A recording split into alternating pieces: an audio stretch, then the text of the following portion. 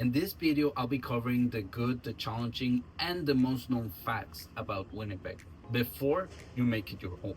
So let's dive in. The population here is 750,000 approximately. The people here are very, very friendly with a very diverse culture. So you'll be able to make friends easily as long as you get out there and talk to people. So find a sport or something, some activity that you really like to get to know people and talk to them. Also, you will find very distinct seasons. So they're very marked and very different. So, for example, winter can get to minus 50, minus 20. So, you gotta find an activity that to get out there, even in winter. Otherwise, you'll depress at home. You don't want that, right? So, you gotta get out there, even if it's skating or just walking the dog if you want, just to make sure you go out every single day or at least on the weekends. In terms of cost of living, Winnipeg is one of the best ones and more affordable ones, and especially in real estate. Because, for example, you can get a detached home for what it would cost in Toronto or Vancouver, a condo, just a single condo. So you can have a fully detached house here. And it spends like a lot, right? But you can get something for 450,000 and over. Like it all depends on what you're looking for, right? Another good thing is about the rental prices. The rental prices are very affordable here. You can get a two bedroom for around 1700 or even a one bedroom for 1400. Also, a lot of people here own cars, but for the people that don't own cars here, they rely a lot on transportation, and even though it's affordable, it's not really that convenient here. And recently the routes got revamped, so make sure to check that out if you don't own a car. Now that we're talking about different parts of the city, where you want to live highly depends on what you do for living, even if you're studying or are you working in certain parts of the city. That will determine which part will be the best for you. For example, if you go to university or if you have children that go to the University of Manitoba in the south, well, that's in the south, you can like any neighborhood in the south is family friendly, to be honest. So even for Richmond or for Gary would work for you if your son or children or yourself go to University of Winnipeg, which is in downtown. The closest family friendly neighborhood, I would say, it's Wolseley, or even across the bridge, River Heights, which is a little bit more expensive. But again, if you're looking for family friendly, if you're a student, Wolseley will perfectly work, or the area of Osborne Village. On the other side of the river, in the south, you have San Vital, or if you go farther down, you can go into River Park South.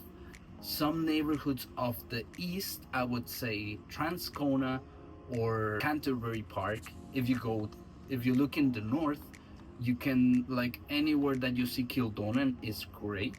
East, west, north Kildonan will work, and there's even a park called Kildonan. So there you go.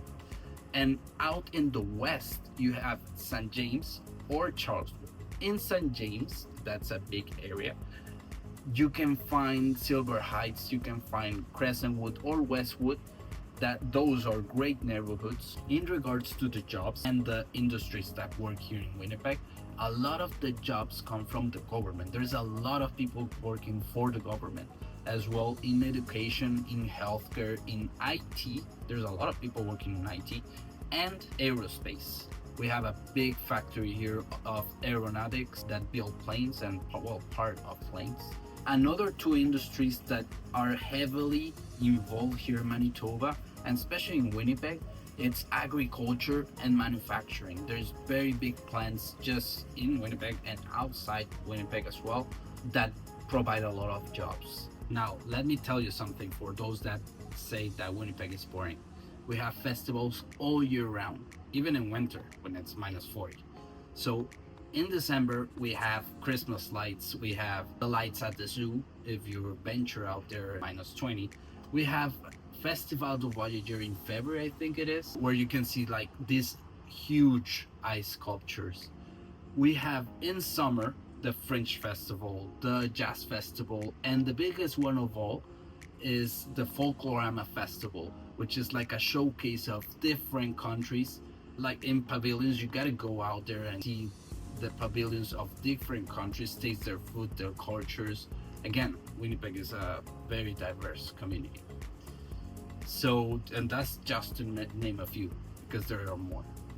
Last but not least, let me give you 3 tips if you're moving to Manitoba.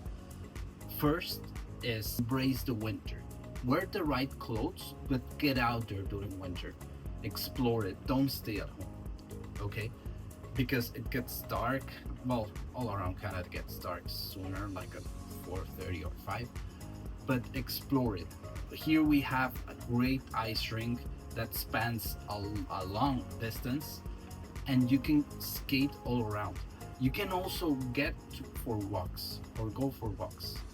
Tip number 2, explore about events, museums, and festivals. There's events and or festivals every weekend, so just gotta look them up.